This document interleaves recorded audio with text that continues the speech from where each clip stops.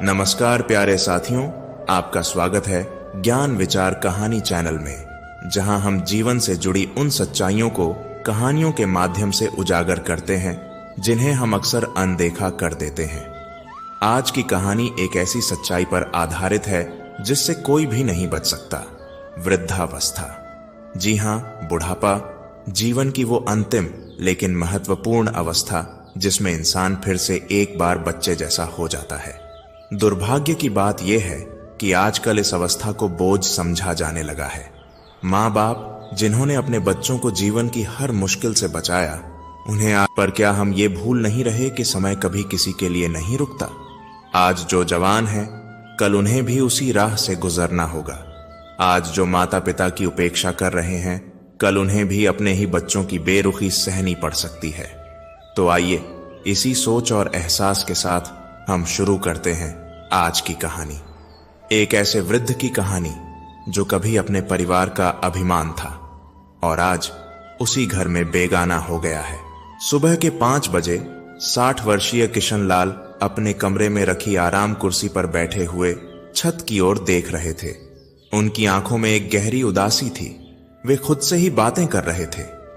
फिर से रात भर मुझे नींद नहीं आई, जाने कहां रूठ कर बैठी है। एक जमाना था जब थक कर घर लौटता था तो कब नींद अपनी आगोश में ले लेती थी, मालूम भी नहीं पड़ता था।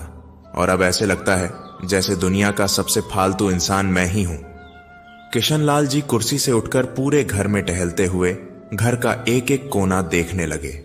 घर बहुत बड़ा था, ऊंची छतें, चौड़े दरवाजे, बड़े बड़े कमरे। पैसे की कोई कमी नहीं थी, परंतु बेटे बहुओं की हंसी गायब, पत्नी की मीठी झिड़कियां गायब, पोते पोतियों की शरारतें बस यादों में। घर में टहल कर वापस कमरे में आए, फिर एक गाना गाने लगे। चल अकेला चल अकेला, तेरा मेला पीछे छूटा राही। टूटी हुई आवाज में गाते हुए उनकी आंखें छलक पड़ी और चेहरे के भाव कहीं गायब हो गए। तुम्हारे बिना यह जिंदगी बोझ लगती है शारदा, उन्होंने धीमे से कहा। शारदा उनकी अर्धांगिनी, उनकी जीवन संगिनी, जिसके बिना यह घर केवल ईंट पत्थर का ढांचा भर रह गया था। 1 साल पहले चली गई थी और अपने साथ ले गई थी इस घर की रौनक, हंसी और जिंदगी। जहां कभी खुशियों की महफिल सजी रहती थी, उस घर में एक सन्नाटा था। ऐसा सन्नाटा जो कानों को चीरता हुआ भीतर तक उतर जाता। परंतु सन्नाटे की एक अजीब सी आदत होती है, वो धीरे धीरे इंसान को निगल जाता है। किशन लाल जी का जीवन भी अब इसी सन्नाटे की गिरफ्त में था। दिन रात सोच में डूबे रहते, आंखें दीवारों पर टिक जाती मगर देखती कुछ नहीं। नींद से तो लुका छिपी चल ही रही थी उनकी। इस बड़े से घर में अब उनका ध्यान रखने वाला सिर्फ एक था, भोला राम। बरसों पुराना नौकर, मगर अब किसी परिवारजन से कम नहीं। भोला राम ने ही इस घर की रसोई की आग जलाए रखी थी, अपने मालिक का ख्याल रखा था और सबसे जरूरी, उसने उनकी तन्हाई बांटने की कोशिश की थी। पर वह देख रहा था कि बाबूजी अब पहले जैसे नहीं रहे। उनका स्वास्थ्य गिरता जा रहा था। खाने की थाली वैसे ही पड़ी रहती, दवाइयां यूं ही टेबल पर धरी रह जाती। वो दिन रात बस खोए खोए से रहते, बस खाली निगाहों से शून्य में देखते रहते। उनकी हालत देखकर भोला राम ने आखिरकार खुद ही फैसला किया और उन्हें डॉक्टर के पास ले गया। डॉक्टर ने उनकी नब्ज देखी, कुछ सवाल पूछे और फिर भोला राम को अकेले में समझाया। इनकी तबीयत शारीरिक से ज्यादा मानसिक वजहों से बिगड़ रही है। अकेलापन सबसे बड़ी बीमारी होती है। इन्हें लोगों के बीच रहना चाहिए, बातचीत करनी चाहिए, हंसी ठिठोली करनी चाहिए। यह जितना अकेले रहेंगे उतनी ही हालत बिगड़ती जाएगी। भोला राम समझ गया कि बीमारी की असली जड़ क्या है, तन्हाई। उसने तुरंत उनके बड़े बेटे को फोन लगाया। घंटी बजती रही लेकिन कोई जवाब नहीं आया। फिर छोटे बेटे का नंबर मिलाया। हाँ भोला राम, बाबूजी ठीक हैं? बाबूजी की तबीयत ठीक नहीं है। डॉक्टर ने कहा है कि उनका अकेले रहना सही नहीं है। आप लोग आ जाइए, कुछ दिन उनके साथ रह लीजिए या फिर उन्हें अपने साथ ले जाइए, शायद उनका मन बहल जाए। हाँ, देखता हूं, समय निकाल कर आता हूं। छोटे बेटे की आवाज में कोई उत्सुकता नहीं थी। अगले कुछ दिनों तक वो बार बार कोशिश करता रहा, लेकिन हर बार वही जवाब, देखते हैं, समय निकाल कर आते हैं। लेकिन ना तो कोई आया ना ही किसी ने फोन किया। भोला राम को समझ में आ गया कि बाबूजी के बेटे अब उनके नहीं रहे। उसने बहुत सोचा, वो अकेले कितनी ही कोशिश कर ले, बाबूजी को वह खुशी नहीं दे सकता जो अपनों का साथ दे सकता था। फिर उसे डॉक्टर की बात याद आई। लोगों के बीच रहेंगे तो शायद अकेलापन कम हो जाए। उसी शाम भोला राम ने किशन लाल जी के दोनों बेटों को फिर से फोन लगाया और डॉक्टर की कही बात उन्हें बताई। तो दोनों बेटों ने एकमत से फैसला लिया कि बाबूजी को वृद्धाश्रम भेज दिया जाए, क्योंकि वे दोनों तो उनकी देखभाल नहीं कर पाएंगे। भोला राम ने किशन लाल जी के कुछ कपड़े बैग में रखे और उनके सामने आकर खड़ा हुआ। बाबूजी, तैयार हो जाइए, मैं आपको वृद्धाश्रम लेकर जा रहा हूं। किशन लाल बाबू ने चौंक कर उसकी ओर देखा। क्या कहा तुमने? हाँ बाबूजी, वहां आपके जैसे और भी लोग होंगे। आप सबसे मिलेंगे, बातें करेंगे, अपनी उदासी से बाहर आएंगे। लेकिन भोला राम, मेरे दोनों बेटे आने ही वाले होंगे मुझे लेने। उन्होंने कहा था कि कुछ समय बाद वे मुझे अपने साथ ले जाएंगे। यह बात सुनकर भोला राम ने झिझकते हुए कहा, वो बाबूजी, बड़े साहब और छोटे साहब ने मिलकर ही यह फैसला लिया है। किशन लाल जी ने निराश होकर सिर झुका लिया। उनके पास कोई और रास्ता नहीं था। अगले दिन भोला राम उन्हें वृद्धाश्रम लेकर गया। कार की खिड़की से बाहर देखते हुए किशन लाल को अपना घर दूर होता दिख रहा था। वह घर जिसमें उनकी पूरी जिंदगी बीती थी, और वे लोग भी जो कभी उनके अपने हुआ करते थे, अब केवल नाम के ही रिश्ते रह गए थे। किशन लाल की गाड़ी वृद्धाश्रम के मुख्य द्वार पर आकर रुकी। भोला राम ने कार का दरवाजा खोला। आइए बाबूजी। किशन लाल गाड़ी से उतरे और चारों ओर नजर दौड़ाई। चार दीवारी से घिरा यह वृद्धाश्रम, जहां उनकी बाकी की जिंदगी कटने वाली थी, उन्हें किसी जेल से कम नहीं लग रहा था। भीतर कदम रखते ही उनके कानों में तरह तरह की आवाजें पड़ी। कोई अखबार में डूबा हुआ था, कोई यूं ही टहल रहा था, तो कोई बाहर गेट की ओर ताकते हुए जाने किसके लौटने की उम्मीद कर रहा था। क्या मैं भी इसी भीड़ का हिस्सा बनने जा रहा हूं? उन्होंने खुद से सवाल किया। अभी वह इन सब विचारों में खोए ही थे कि धड़ाम, अचानक से वह किसी से टकरा गए और उनका सूटकेस जमीन पर गिर पड़ा। कपड़े बाहर आकर फर्श पर बिखर गए। अरे देखकर चलिए, किशन लाल जी झुंझलाकर बोले। सामने 58-60 वर्ष की एक बुजुर्ग महिला खड़ी थी। हल्के रंग की साड़ी, चेहरे पर मुस्कान और साथ ही गजब का आत्मविश्वास। माफ कीजिएगा, वो मैं जल्दी में कहीं जा रही थी, इसलिए आपसे टकरा गई। किशन लाल जी ने कोई जवाब नहीं दिया, बस कपड़े उठाकर जैसे तैसे सूटकेस में डाले और आगे बढ़ गए। भोला राम, जो उनके साथ आया था, वृद्धाश्रम के मैनेजर के पास बैठकर औपचारिकताएं पूरी करने में लग गया। कुछ देर बाद किशन लाल इस नए संसार का हिस्सा बन चुके थे, लेकिन यह दुनिया उनके लिए अजनबी सी थी। पहली रात मुश्किल से कटी। रात भर करवटें बदलते रहे। नींद कभी आंखों के पास आई तो कभी यादों की आहट से वापस चली गई। उदास से वह अपने कमरे में ही बैठे रहते। 2 दिन ऐसा ही चलता रहा। आज भी खाना खाने के बाद वह कमरे में वापस लौट आए। अभी वह बिस्तर पर बैठे ही थे कि दरवाजे पर हल्की दस्तक हुई। अंदर आ सकते हैं? किशन लाल जी ने नजर उठाई। वही महिला सामने खड़ी थी जो उनसे पहले दिन टकरा गई थी। महिला की बात का उन्होंने कोई जवाब नहीं दिया, बस नजरें फेर लीं।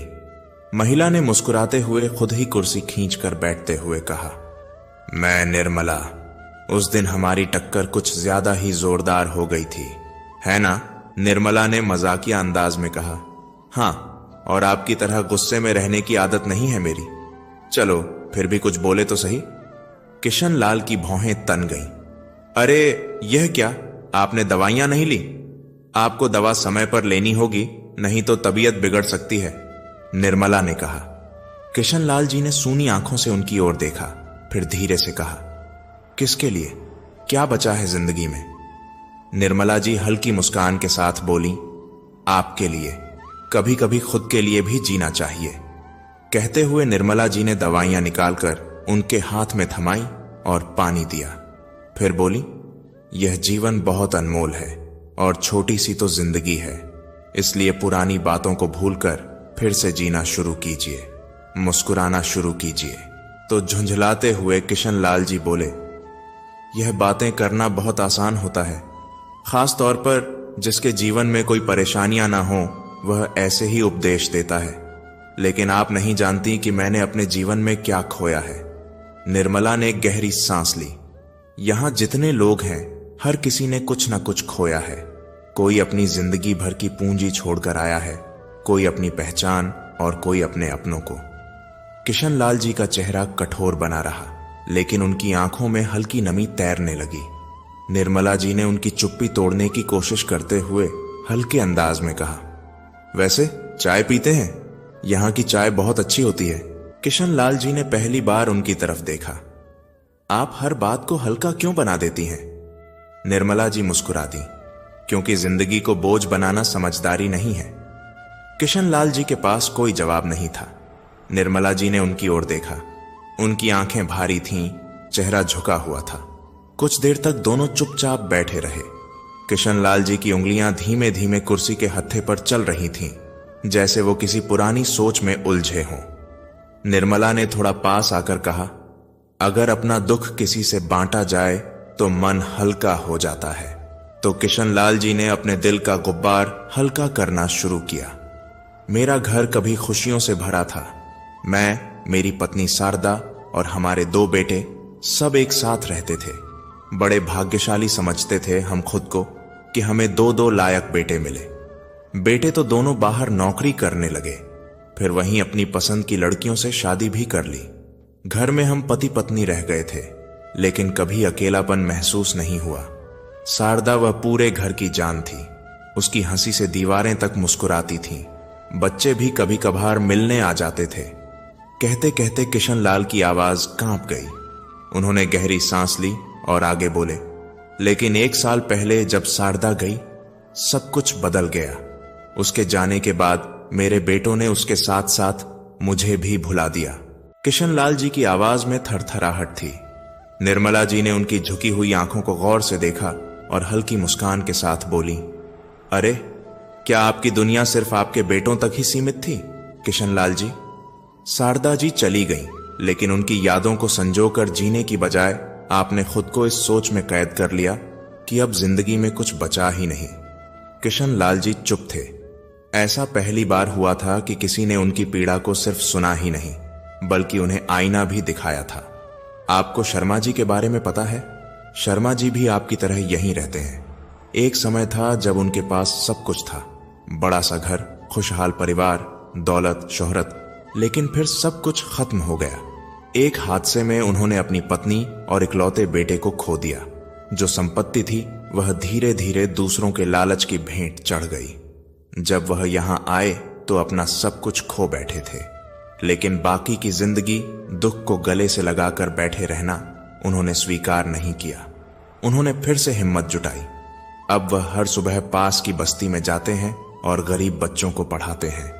अपनी बची हुई जिंदगी को उन्होंने उन बच्चों के लिए समर्पित कर दिया जिनके पास कोई सहारा नहीं है। अपने जीवन को अर्थपूर्ण बना दिया उन्होंने। कहते हुए निर्मला जी ने महसूस किया कि किशन लाल जी बड़े ध्यान से उनकी बातें सुन रहे थे। उनकी आंखों में चमक वापस लौट रही थी। तो शर्मा जी ने अपने अकेलेपन को अपनी ताकत बना लिया। वे बोले, तभी बाहर से गार्ड आया। मैडम, आपको मैनेजर साहब बुला रहे हैं। अभी आई, कहकर निर्मला जी बाहर निकल गईं। उनके शब्दों ने जैसे कोई बंद दरवाजा खोल दिया था, जिसके पीछे सालों से धूल जम चुकी थी। वो पहली बार खुद को हल्का महसूस कर रहे थे। उस रात किशन लाल जी ने करवटें बदली, लेकिन इस बार यादों की चुभन नहीं थी, बल्कि एक अजीब सी हलचल थी, कुछ करने की, फिर से जीने की। अब वे खुद को बीमार महसूस नहीं कर रहे थे। सुबह की पहली किरण के साथ ही किशन लाल जी ने अपने पैरों में चप्पल डाली और धीमे कदमों से कमरे से बाहर निकल आए। बाहर एक सुंदर सा बगीचा था, हरियाली से भरा हुआ, रंग बिरंगे फूलों से सजा हुआ। वहां आश्रम का माली मिट्टी खोदकर पौधों की जड़ों को सींच रहा था। यह दृश्य देखते ही किशन लाल जी की आंखों में चमक लौट आई। कभी यह उनका भी शौक हुआ करता था, बागवानी। शारदा को गुलाब बहुत पसंद थे, इसलिए उन्होंने भी कभी अपने घर में फूल उगाए थे। खुद ही बाग में पानी डालते, पौधों की कटाई छंटाई किया करते थे। पौधों की तरह इंसान का भी तो जीवन है, देखभाल करो तो खिल उठता है, छोड़ दो तो सूख जाता है, उन्होंने मन ही मन सोचा। फिर ना जाने क्या हुआ, उन्होंने बगीचे में जाकर माली से गुधाल ली और खुद ही मिट्टी खोदने लगे। माली ने आश्चर्य से देखा, फिर मुस्कुराकर बोला, वाह अंकल जी, आपको बागवानी का शौक है। वहीं निर्मला जी किसी काम से गुजर रही थीं। जब उन्होंने किशनलाल जी का कमरा खाली देखा, वो ठिठक गईं। अरे कहां गए ये? उन्होंने इधर उधर नजर दौड़ाई और फिर जो देखा उसे देखकर उनकी आंखें हैरानी से फैल गईं। किशनलाल जी बगीचे में घास पर बैठे थे। आसपास कुछ और बुजुर्ग थे। हंसी मजाक चल रहा था और किशनलाल जी ठहाके लगाकर हंस रहे थे। यह सब देखकर अनायास ही निर्मला जी के चेहरे पर मुस्कुराहट बिखर गई। हर बीतते दिन के साथ किशनलाल जी अब पहले से बेहतर महसूस करने लगे थे। वे आश्रम के हर बुजुर्ग के साथ घुल मिल चुके थे। एक दिन किसी ने बताया कि तेज राम जी की तबीयत बहुत खराब है। वह पिछले कुछ दिनों से बीमार हैं, जीने की इच्छा ही छोड़ चुके हैं। किशनलाल जी को यह सुनकर बेचैनी हुई। उन्होंने सोचा, ऐसे कैसे? यह तो वही तेज राम जी हैं जो हंसी मजाक में सबसे आगे रहते थे। वो तुरंत उनके कमरे की ओर बढ़े। जाकर देखा, तेज राम जी चुपचाप लेटे हुए थे। आंखें बंद थीं, जैसे किसी गहरी सोच में डूबे हों। किशनलाल जी धीरे से उनके पास जाकर बैठ गए। कैसे हैं तेज राम जी? कोई जवाब नहीं आया। किशनलाल जी ने मुस्कुराते हुए कहा, क्या हुआ? आज तो आपकी हंसी भी कहीं छिप गई है। क्या सोच रहे हैं? तेज राम जी ने धीरे से आंखें खोली। उनके चेहरे पर एक हल्की मुस्कान आई, लेकिन वह फीकी सी थी। बस पुरानी बातें याद आ रही हैं। किशनलाल जी ने तुरंत पूछा। अच्छा, कौन सी पुरानी बातें? तेज राम जी की आंखों में हल्की चमक आ गई। बस वो दिन याद आ गए जब हम जवान थे, मस्ती करते थे, सिनेमा हॉल में पहली कतार में बैठकर फिल्में देखते थे। किशनलाल जी हंस पड़े। ओह, तो आप भी सिनेमा के दीवाने थे? तेज राम जी थोड़े उत्साह में बोले। दीवाने क्या कहिए, बस पूछिए मत। अमिताभ बच्चन की हर फिल्म देखी है मैंने। उनका डायलॉग, स्टाइल, सब कुछ याद है। किशनलाल जी मुस्कुराते रहे। यह पहली बार था जब तेज राम जी ने इतने दिनों के बाद कुछ उत्साह के साथ बातें की थीं। फिर तेज राम जी अचानक जोश में बोले, शोले, वह मेरी सबसे पसंदीदा फिल्म थी। गब्बर सिंह, जय, वीरू, बसंती, क्या फिल्म थी। कितनी बार देखी थी मैंने। काश एक बार फिर देख सकता। इतना कहते कहते उनकी आंखों में नमी आ गई। किशनलाल जी ने उन्हें चुपचाप देखा और मन ही मन सोचा, अगर उनकी यह ख्वाहिश पूरी कर दी जाए तो कैसा रहेगा। उसी शाम उन्होंने वृद्धाश्रम के मैनेजर से बात की। हमारे लिए एक मूवी नाइट रख सकते हैं? मैनेजर थोड़ा हैरान हुआ। मूवी नाइट यहां? हाँ, तेज राम जी को उनकी पसंदीदा फिल्म देखने को मिल जाएगी और बाकी बुजुर्गों को भी। उन्हें भी थोड़ा मनोरंजन चाहिए ना, है ना? थोड़ी बातचीत के बाद मैनेजर तैयार हो गया। अगले दिन विशेष रूप से शोले दिखाने की व्यवस्था कर दी गई। अगली शाम हॉल में एक बड़ा पर्दा लगाया गया। तेज राम जी को व्हील चेयर पर लाकर सबसे आगे बैठाया गया। जैसे ही फिल्म शुरू हुई, तेज राम जी बड़े ध्यान से देखने लगे। उनके चेहरे पर वही पुरानी चमक लौट आई थी। यह नजारा देखकर किशनलाल जी की आंखें नम हो गईं। इतने दिनों बाद तेज राम जी सहित बाकी बुजुर्ग भी मुस्कुरा उठे। लेकिन कुछ ही दिन बीते थे कि तेज राम जी की तबीयत और बिगड़ गई। डॉक्टर ने कह दिया कि अब ज्यादा समय नहीं बचा है। किशनलाल जी उनके पास जाकर बैठे और उनका हाथ थामा। तेज राम जी का चेहरा भावशून्य था। किशनलाल जी ने गीता उठाई और पढ़ना शुरू किया। उनकी आवाज पूरे कमरे में गूंज रही थी। धीरे धीरे तेज राम जी की आंखें बंद हो गईं। चेहरे पर शांति उतर आई। जैसे जैसे गीता का पाठ आगे बढ़ता गया, उनकी सांसें धीमी पड़ती गईं और फिर वह हमेशा के लिए शांत हो गए। पूरे वृद्धाश्रम में शोक की लहर थी, लेकिन साथ ही एक सुकून भी कि उन्होंने अपनी आखिरी ख्वाहिश पूरी करके एक मुस्कुराहट के साथ दुनिया को अलविदा कहा था। किशनलाल जी की आंखों में आंसू थे। तेज राम जी की विदाई ने किशनलाल जी के दिल पर गहरी छाप छोड़ी। उन्होंने पहली बार महसूस किया कि जिंदगी का कोई भरोसा नहीं। कौन जाने कौन सा दिन आखिरी हो, और अगर ऐसा है तो फिर क्यों ना हर दिन को जिया जाए, अपनी ख्वाहिशों को पूरा किया जाए। उस रात वह बहुत देर तक नहीं सो सके। करवटें बदलते हुए बस एक ही बात उनके मन में घूमती रही। हम अपनी इच्छाओं को मारते रहते हैं, सोचते हैं कि कभी बाद में पूरा करेंगे, लेकिन वह बाद कभी आता ही नहीं। तेज राम जी की तरह और भी कितने लोग होंगे जो अपनी किसी ख्वाहिश को दिल में लिए ही चले जाते होंगे। अगर मैं उन लोगों की भी आखिरी इच्छाएं पूरी कर सकूं तो शायद मेरा जीवन सार्थक हो जाएगा। अगली सुबह होते ही उन्होंने सबसे पहले निर्मला जी से यही बात की। निर्मला जी कुछ पल उन्हें देखती रहीं, फिर मुस्कुराकर बोली, अगर तुम यह बीड़ा उठा ही रहे हो तो मैं भी तुम्हारे साथ हूं। अब किशन लाल जी और निर्मला जी वृद्धाश्रम के बुजुर्गों के पास जाते और उनसे पूछते, कोई ऐसी ख्वाहिश जो आप पूरी करना चाहते हो? शुरुआत में कई लोग हंस दिए। अब इस उम्र में क्या ख्वाहिशें पूरी होंगी? लेकिन देवीदास जी ने कहा कि वह अपने बचपन के दोस्त से मिलना चाहते हैं, जिससे बरसों पहले एक गलतफहमी के कारण बातचीत बंद हो गई थी। किशन लाल जी और निर्मला जी को यह सुनकर अच्छा लगा। देवीदास दादा का दोस्त अब किसी दूसरे शहर में था, फोन नंबर भी नहीं था, लेकिन निर्मला जी और किशन लाल जी ने कई जगह खोजबीन की और आखिरकार वह मिले। जब दशकों के बाद दोनों दोस्त मिले तो आंखों में आंसू और होठों पर मुस्कान थी। आखिरी बार दोनों ने एक दूसरे को जवानी के दिनों में देखा था। आज वे जीवन के अंतिम पड़ाव पर थे। उन्होंने एक दूसरे के साथ पूरा दिन बिताया और बोले, कितने साल बेकार गंवा दिए सिर्फ एक गलतफहमी की वजह से। कब से दिल में इच्छा थी अपने जिगरी यार से मिलने की, अब जाकर पूरी हुई। वे दोनों दिल से किशन लाल जी और निर्मला जी को धन्यवाद देने लगे। अब किशन लाल जी का जीवन एक नई राह पर चल पड़ा था। वे वृद्धाश्रम के बुजुर्गों से उनकी अधूरी इच्छाओं के बारे में पूछते और उन्हें पूरा करने का हर संभव प्रयास करते।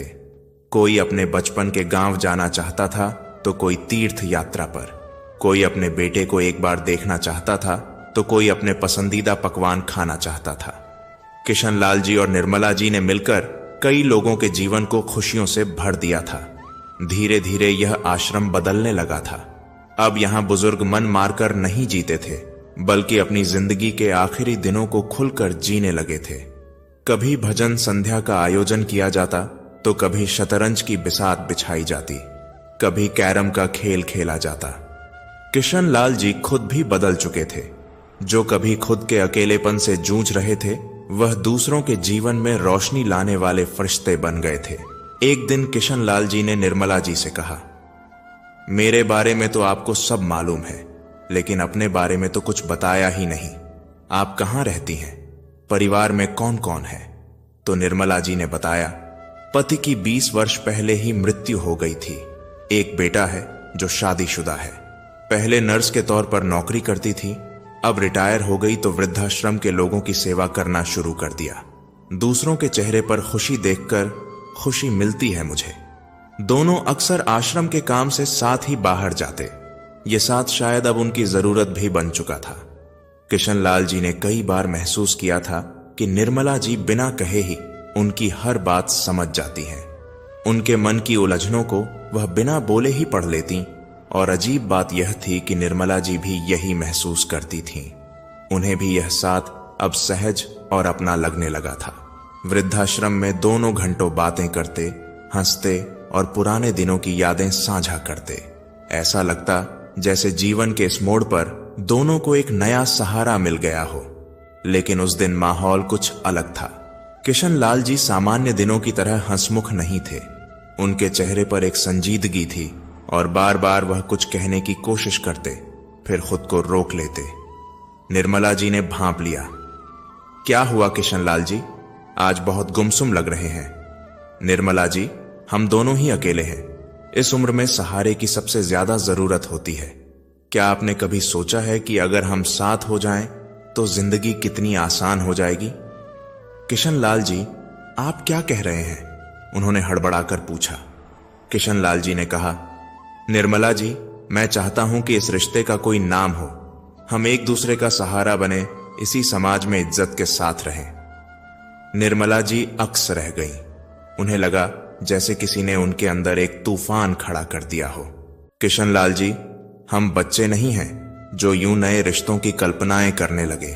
यह उम्र अब इन सब बातों के लिए नहीं है। वैसे भी अपनापन जताने के लिए कोई रिश्ता जरूरी तो नहीं। नहीं, लेकिन समाज में रहने के लिए नहीं किशनलाल जी, यह बातें हमारी उम्र में शोभा नहीं देती। अगर आपको यह बातें करनी हैं तो कल से मैं नहीं आऊंगी। कुछ देर निर्मला जी और किशनलाल जी के बीच कोई बात नहीं हुई। चुप्पी के लंबे साए के बीच किशनलाल जी ने गहरी सांस ली। मुझे माफ कर दीजिए निर्मला जी, शायद मैंने ऐसा कुछ कह दिया जो आपको पसंद नहीं आया। आप बेफिक्र रहें, हम पहले की तरह ही मित्र बने रहेंगे। हाँ किशनलाल जी, हमारे बीच जो अपनापन है उसे किसी रिश्ते का नाम देने की जरूरत नहीं है। निर्मला जी मुस्कुराई। अगले दिन किशनलाल जी के मन में अजीब सी हलचल थी। वृद्धाश्रम में बिताए इन 6 महीनों में ऐसा पहली बार हुआ था कि निर्मला जी वृद्धाश्रम में नहीं आई थीं। शायद कोई काम होगा, उन्होंने मन ही मन स्वयं को तसल्ली देते हुए कहा। लेकिन अगले दिन भी वह अनुपस्थित रहीं। आश्रम में उनकी उपस्थिति एक ऊर्जा की तरह थी। हर जगह उनकी हंसी गूंजती थी, उनकी डांट में भी स्नेह झलकता था। अब उनकी गैर मौजूदगी ने पूरे माहौल को सूना कर दिया था और सबसे ज्यादा यह खालीपन किशनलाल जी को महसूस हो रहा था।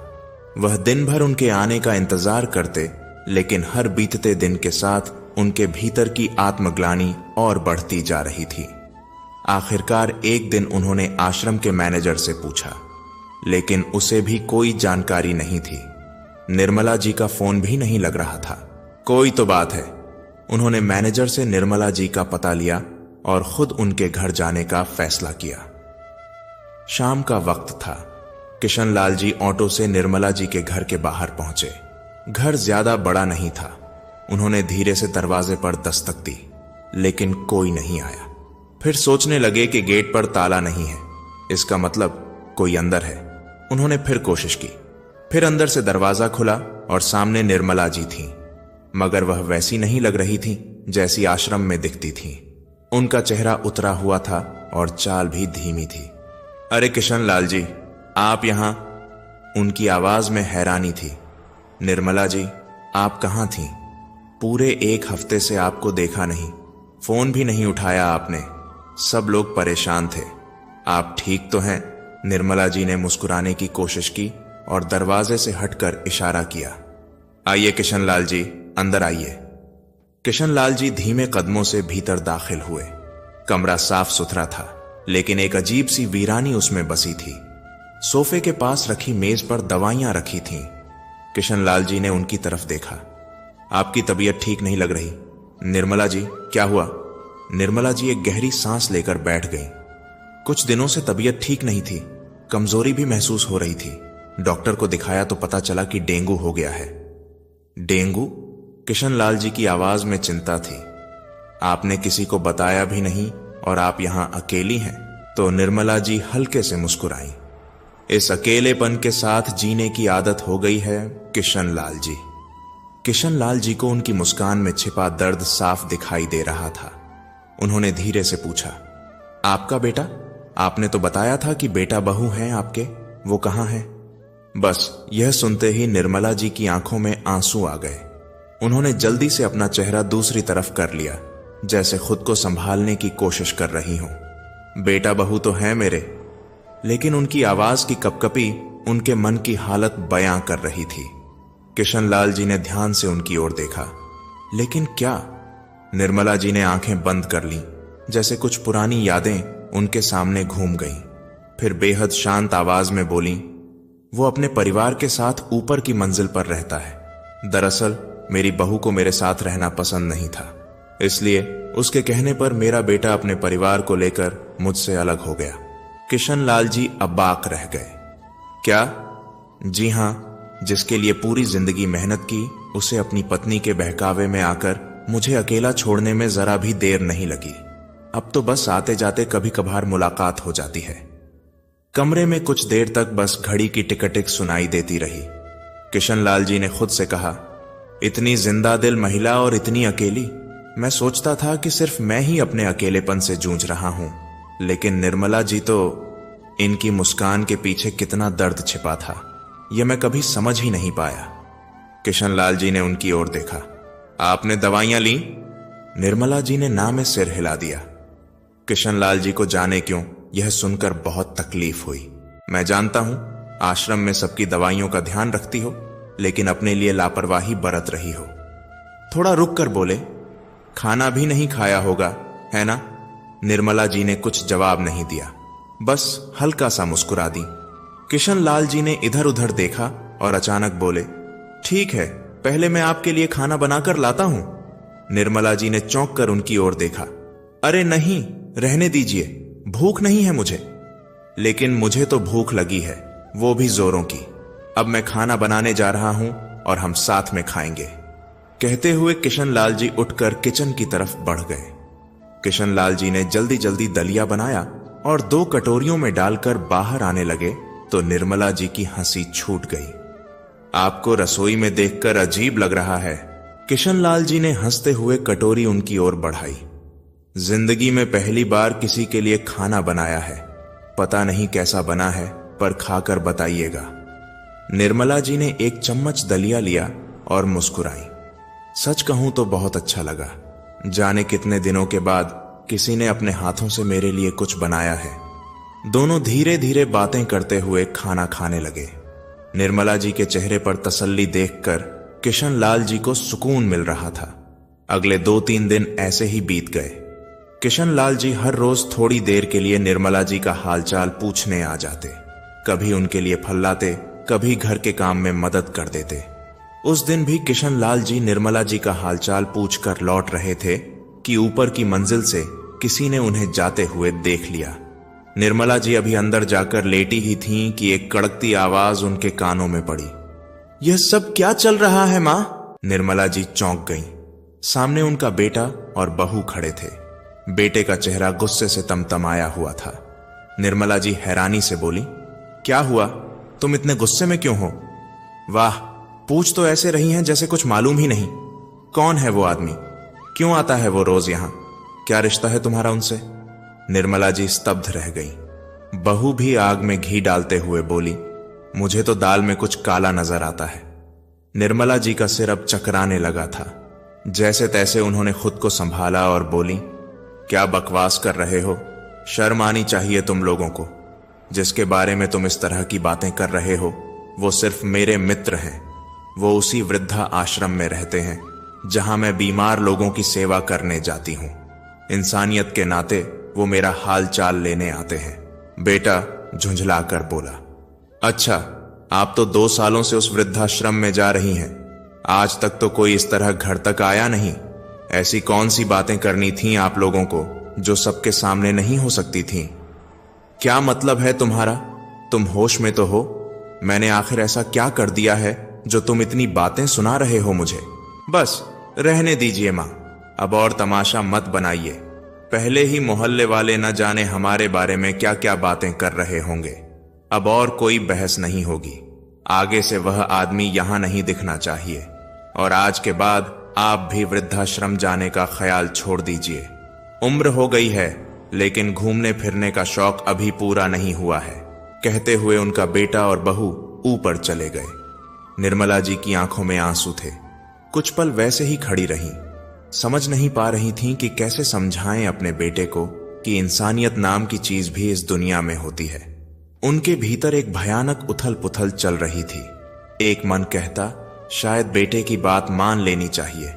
अगर उन्हें ऐसा लगता है कि मैं कुछ गलत कर रही हूं तो मुझे यहीं रुक जाना चाहिए। फिर दूसरा मन कहता, लेकिन मैंने ऐसा किया ही क्या है?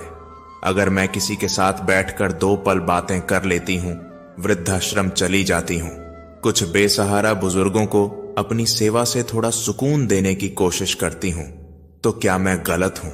उन्होंने अपना सिर पकड़ लिया। सोचते सोचते मन इतना बेचैन हो गया था कि सांस तक लेना भारी लग रहा था। ना तो उन्होंने आज रात का खाना खाया, ना ही दवा ली। अगले दिन सुबह जब नींद खुली तो तेज बुखार था। कमजोरी महसूस हो रही थी। देखा तो बुखार की दवा भी खत्म हो चुकी थी। वे भारी कदमों से चलकर बाहर निकली और बेटे बहू को आवाज लगाई, लेकिन कोई जवाब नहीं आया। वह अंदर आकर बिस्तर पर निढाल सी होकर लेटी रही। अचानक दरवाजे पर हल्की सी आहट हुई। पोते ने झिझकते हुए अंदर झांका। दादी की हालत देखकर उसका मासूम मन घबरा गया। दादी, उसने धीरे से पुकारा। बेटा, पानी, उन्होंने कहा। पोते ने जल्दी से किचन से पानी लाकर उनके कांपते हाथों में थमाया। बेटा, अपने पापा को बुलाओ तो जरा। ठीक है दादी, मैं मम्मी पापा को बुलाकर लाता हूं, कहते हुए वह दौड़ कर गया। पापा, दादी बहुत बीमार हैं, आपको बुला रही हैं। लेकिन उसने बेटे की बात पर कोई खास ध्यान नहीं दिया। मां का हालचाल पूछे बिना वो ऑफिस के लिए निकल गया। मम्मी, दादी को देखो ना, बच्चे ने फिर से कहा। तुम चुपचाप पढ़ाई करो, कुछ ज्यादा ही बोलने लगे हो, मां ने बेरुखी से कहा और दरवाजे की कुंडी लगा दी। दोपहर के समय जब किशन लाल जी आए तो निर्मला जी की हालत देखकर घबरा गए। उनका चेहरा पीला पड़ गया था, बदन तप रहा था और आंखें अध खुली थीं। हे भगवान, यह क्या हो गया आपको निर्मला जी? किशन लाल जी ने घबराते हुए उनके माथे पर हाथ रखा। तेज बुखार था। किशन लाल जी ने इधर उधर देखा, कहीं कोई दिखाई नहीं दे रहा था। वह तुरंत बाहर भागे, सड़क पर खड़े होकर एक ऑटो बुलाया और जल्दी से निर्मला जी को सहारा देकर बाहर लाए। जिस समय वे दोनों घर से बाहर निकल रहे थे, निर्मला जी की बहू छत पर खड़ी यह सारा नजारा देख रही थी। उसने उसी समय अपने पति को फोन लगाया। आपकी मां फिर से निकल गई हैं घर से, और वो भी उसी आदमी के साथ। क्या उनकी इतनी हिम्मत, मेरे मना करने के बावजूद भी? आ जाने दो उन्हें घर, गुस्से से कांपते हुए वह बोला। उधर करीब 3-4 घंटे के बाद निर्मला जी की हालत बेहतर हुई। किशन लाल जी उनके पास बैठे थे। शाम ढल रही थी। अस्पताल में बिस्तर पर लेटी निर्मला जी ने कहा, किशन लाल जी, मुझे एक बार फिर वृद्धाश्रम जाना है, वहां जाकर मन को शांति मिलती है। ठीक है, मैं आपको वहां ले चलता हूं। वृद्धाश्रम जाने का सोचते ही निर्मला जी उत्साहित हो रही थीं। वहां जाने से वे घर के घुटन भरे माहौल से कुछ पल के लिए मुक्त हो जाती थीं। किशन लाल जी ने अस्पताल से छुट्टी करवाई और उन्हें लेकर वृद्धाश्रम की ओर चल पड़े। उधर घर पर उनके बेटे का गुस्सा उबाल पर था, लेकिन बहुत देर हो गई थी। निर्मला जी अब तक घर नहीं लौटी थीं, तो वह समझ गया था कि उसकी मां कहां होगी। निर्मला जी और किशन लाल जी वृद्धाश्रम के दरवाजे तक पहुंचे ही थे कि पीछे एक कार आकर रुकी। उसमें बैठे उनके बेटे और बहू ने देखा कि वे दोनों ऑटो से उतर रहे थे और एक दूसरे का हाथ पकड़कर धीरे धीरे वृद्धाश्रम के भीतर जा रहे थे। बेटे की मुट्ठियां कस गईं, चेहरा गुस्से से लाल हो गया। देखा, मैंने कहा था ना कि दाल में कुछ काला है। अब तो खुलेआम इस आदमी के साथ घूम रही है आपकी मां, बहू बोली। इधर वृद्धाश्रम के दरवाजे से अंदर जाते ही निर्मला जी के चेहरे पर सुकून छा गया। वहां मौजूद वृद्ध जन उन्हें देखकर खिल उठे। ऐसा लग रहा था जैसे वे अपने लोगों के बीच लौट आई हों। अब तक जो कमजोरी वह महसूस कर रही थीं, वह मानो यहां आते ही कहीं गायब हो गई। अरे निर्मला जी, कैसी हैं आप? आपके बिना आश्रम सुनसान लग रहा था। सब ओर से ऐसी ही आवाजें गूंज रही थीं। चारों तरफ अपनापन था। किसी ने कुर्सी खींच कर दी, कोई पानी का गिलास लेकर आ गया। कुछ वृद्ध महिलाएं पास आकर बैठ गईं और हंसी ठिठोली का दौर चल पड़ा। निर्मला जी कितने दिनों के बाद आज खुलकर हंसी थीं, लेकिन तभी हॉल की हलचल अचानक थम गई। सबकी नजरें दरवाजे की ओर टिक गईं। दरवाजे पर निर्मला जी का बेटा और बहू खड़े थे। उनके साथ शायद 7 साल का उनका बच्चा भी था। बेटे की आंखों में गुस्सा और बहू के चेहरे पर हिकारत थी। बेटे ने गुस्से में कहा, अब यही सब बाकी रह गया था करने को। हमारे मुंह पर कालिक पोतने में कोई कसर नहीं छोड़ी। निर्मला जी तुरंत उठकर उनके पास आईं।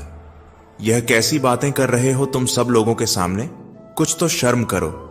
शर्म तो आपको आनी चाहिए, बहू ने तीखी आवाज में कहा। दोपहर में आप बीमारी का बहाना बनाकर निकली थीं और अब यहां बैठकर हंसी ठिठोली हो रही है। वैसे इतनी देर कहां गई थीं आप इस आदमी के साथ? हॉल में सन्नाटा छा गया। सभी वृद्धाश्रम के सदस्य स्तब्ध थे। निर्मला जी को जैसे अपनी बहू के शब्दों पर यकीन ही नहीं हुआ। अपनी हद में रहो बहू, मुझे बहुत तेज बुखार था। मेरी हालत बहुत ज्यादा खराब थी। दवा भी नहीं थी। वो तो किशन लाल जी समय पर आ गए और अस्पताल लेकर गए मुझे। तब जाकर सांस में सांस आई है, वरना ना जाने क्या होता। ओ, तो अब यह आपकी देखभाल करने आएंगे? बेटे ने व्यंग्य से कहा। हम यहां मर गए थे क्या? यह सुनकर किशनलाल जी आगे बढ़े और ऊंची आवाज में बोले, मर तो नहीं गए थे, लेकिन जब उन्हें जरूरत थी तब तुम थे कहां? बेटा उनकी तरफ घूमा। आंखों में आग थी। आपको हमारे बीच बोलने की कोई जरूरत नहीं है, यह हमारा पारिवारिक मामला है। पारिवारिक मामला? किशनलाल जी ने एक ठंडी हंसी हंसी। जहां मां की तबीयत इतनी खराब हो और बेटा बहू खबर तक ना ले, उसे परिवार कहते हो? बेटे की आंखों में गुस्सा भरा था। मैं कहता हूं अपना मुंह बंद रखिए, वरना वरना वरना क्या? निर्मला जी तेज आवाज में बोली। तो बहू ने कहा, हद हो गई अब तो। मुझे तो यह समझ नहीं आती कि आप दोनों का रिश्ता क्या है एक दूसरे के साथ, जो एक शब्द भी एक दूसरे के खिलाफ नहीं सुन सकते। निर्मला जी ने अपनी आंखें बंद कर ली। मन मस्तिष्क में बहुत कुछ चल रहा था। फिर धीरे से आंखें खोली और अपने बेटे बहू की ओर देखा। इस सवाल का जवाब भी मैं तुम्हें दे देती हूं, कहते हुए वो पीछे मुड़ी और किशनलाल जी की ओर देखा और बोली, किशनलाल जी, मैंने अपनी पूरी जिंदगी अपने बेटे का जीवन संवारने में लगा दी। अपनी हर खुशी कुर्बान कर दी, अपनी जरूरतें, अपनी इच्छाएं, सब कुछ। अकेली मां होते हुए भी संघर्ष करते हुए जीवन बिताया, परंतु बेटे को कोई कमी नहीं आने दी। लेकिन बदले में मुझे क्या मिला? अपमान और घृणा। अब मुझे एहसास हो गया है कि मैंने अपनी जिंदगी गलत सोच के साथ गुजार दी। आज मैं स्वयं के लिए एक निर्णय लेने जा रही हूं। उनकी आवाज दृढ़ थी। उन्होंने गहरी सांस ली और किशनलाल जी की आंखों में देखा। किशनलाल जी, क्या आप मुझसे शादी करेंगे? एक पल के लिए जैसे सारा हॉल सन्नाटे में डूब गया। किशनलाल जी अबाक रह गए। उनकी आंखों में हैरानी थी। बेटे और बहू के दिल में जैसे खलबली मच गई। यह क्या कह रही है मां? बेटे ने गुस्से में चीख कर कहा, इस उम्र में शादी? थोड़ी शर्म करो, लोग क्या कहेंगे? निर्मला जी ने पहली बार एक तीखी मुस्कान के साथ बेटे की ओर देखा और बोली, बेटा, जितनी चिंता लोगों की कर रहे हो, उतनी चिंता तुम्हें अपनी मां की करनी चाहिए थी। मैं केवल इतना जानती हूं कि मुझे किशनलाल जी का साथ पसंद है और उन्हें मेरा साथ। लेकिन मुझे यह भी मालूम है कि अगर इस रिश्ते को नाम ना दिया गया तो लोग इसे तरह तरह की उपाधियां देंगे। जब अपने बेटे बहू ने नहीं छोड़ा तो लोग क्या छोड़ेंगे? किशनलाल जी अब भी कुछ बोल नहीं पाए थे। निर्मला जी ने उनकी तरफ देखा और कहा, किशनलाल जी, मैंने आपको इतने दिनों में बहुत करीब से देखा है, आपकी अच्छाई को महसूस किया है। आप मेरे सुख दुख के साथी बन सकते हैं। क्या आप मुझे स्वीकार करेंगे? किशनलाल जी ने भी मुस्कुराते हुए उनका हाथ थाम लिया। बहुत खूब, बिल्कुल सही फैसला लिया है आप दोनों ने। मुझे फख्र है कि आप लोग अपने लिए खड़े हुए। वहां खड़े वृद्धाश्रम के मैनेजर ने कहा। बेटे और बहू के चेहरे से जैसे हवाइयां उड़ गईं। मां, आपने कोई कसर नहीं छोड़ी हमारी इज्जत उछालने में। उसकी आवाज पूरे हॉल में गूंज गई। लेकिन तभी वृद्धाश्रम में रहने वाली सबसे बुजुर्ग अम्मा, जो हमेशा चुपचाप बैठी रहती थीं, धीरे धीरे अपनी लाठी टेकती हुई आगे आईं। चेहरा झुर्रियों से भरा था, लेकिन आंखों में अनुभव और समझदारी की गहराई थी। अम्मा की आवाज गूंजी, बेटा, किस इज्जत की बात कर रहे हो तुम? जो मां के जीते जी उसे छोड़ दे, क्या वो इज्जतदार कहलाएगा? बेटा सक पका गया। उसने अम्मा की ओर देखा, लेकिन उनके तेज शब्दों ने जैसे उसकी जुबान सिल दी थी। उसकी आंखों में नमी थी। जब तुम्हारी मां को प्यार और सम्मान चाहिए था, तब तुमने उन्हें क्या दिया? ताने, अकेलापन, उपेक्षा। और अब जब उन्होंने अपने लिए जीने का फैसला किया तो तुम्हें समाज याद आ गया। एक बात याद रखना बेटा, खुश रहने का अधिकार उम्र का मोहताज नहीं होता। वृद्धाश्रम में रहने वाले बाकी बुजुर्ग भी अब उनके आसपास खड़े हो गए थे। सबकी आंखों में समर्थन की चमक थी। तुम क्या सोचते हो बेटे?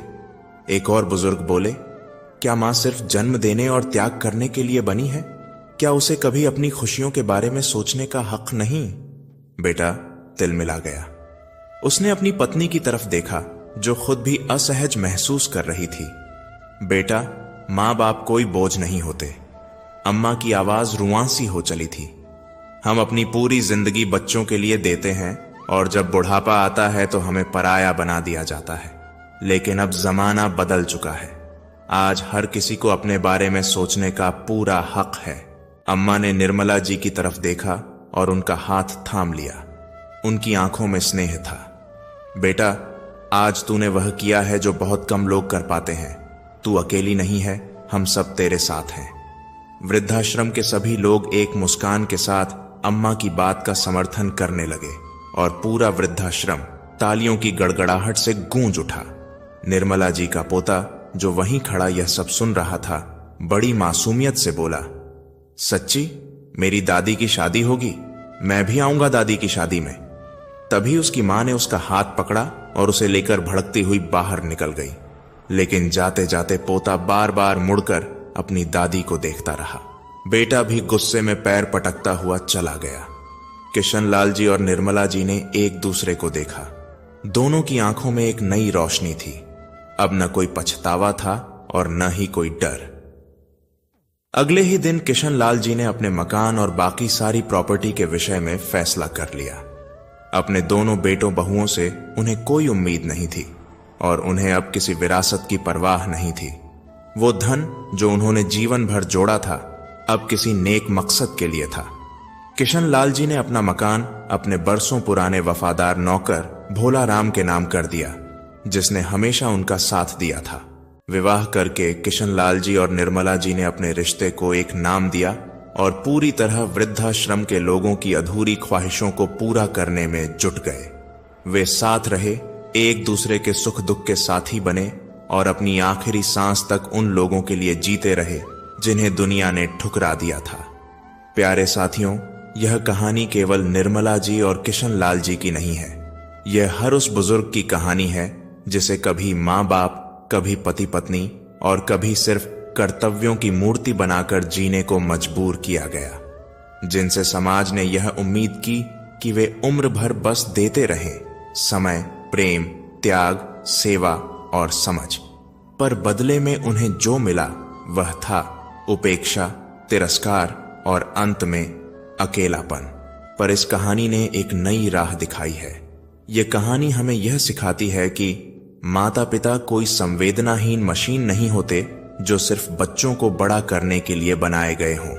उनके भी दिल होते हैं, सपने होते हैं, भावनाएं होती हैं और उन्हें भी हक होता है कि वे अपने जीवन के हर मोड़ पर खुद के लिए निर्णय लें।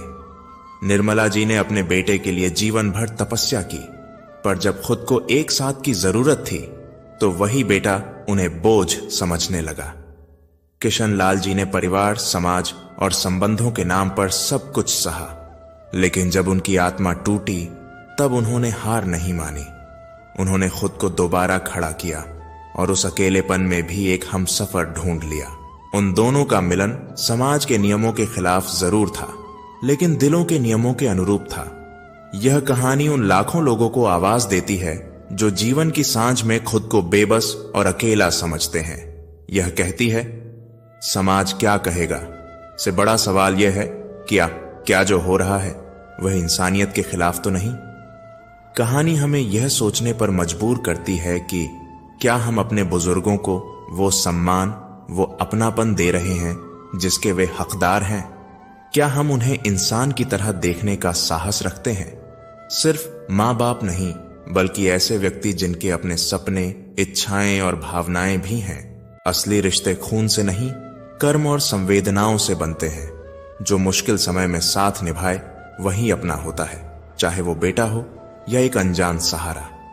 इस कहानी में सबसे बड़ा पाठ यही है, प्यार और सम्मान का अधिकार किसी उम्र, रिश्ते या लिंग का मोहताज नहीं होता। अपने लिए जीना भी एक इंसान का मूल अधिकार है और उस अधिकार को जीने का साहस ही सच्ची स्वतंत्रता है। तो साथियों, आइए हम भी अपने दृष्टिकोण को बदलें।